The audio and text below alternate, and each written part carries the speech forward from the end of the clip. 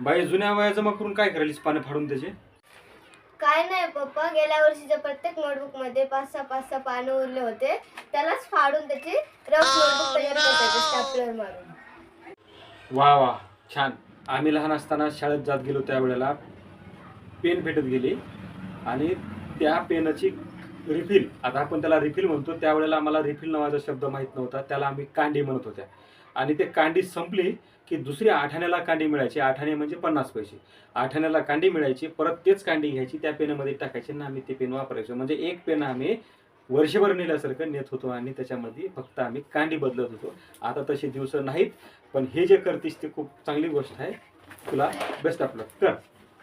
असं करत होता की पप्पा तुम्ही त्यावेळेस? हो, आता तुमचे दिवस लय चांगले आहेत बाळा. आमचे दिवस लय बेकार दिवस होते आणि आता हे तुम्हाला सर्व मिळते.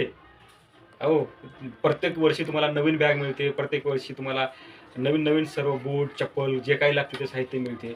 पण आम्हाला मिळत नव्हतं. आम्ही हायब्रिड ज्वारीची पिशवी येत होती नवीन बियाणाची, आणि तेच पेरणी झाली की तेच पिशवी घ्यायचो आणि आम्ही दप्तर म्हणून वापरायचो आणि ते शाळेला 3-3 किलोमीटर घेऊन जायचो. आता तुम्हाला एका वर्षामध्ये 2 बॅगा लागल्या, तरी तुमचं मन समाधान नाही आणि तरी बॅगा पाठवून झाल्या.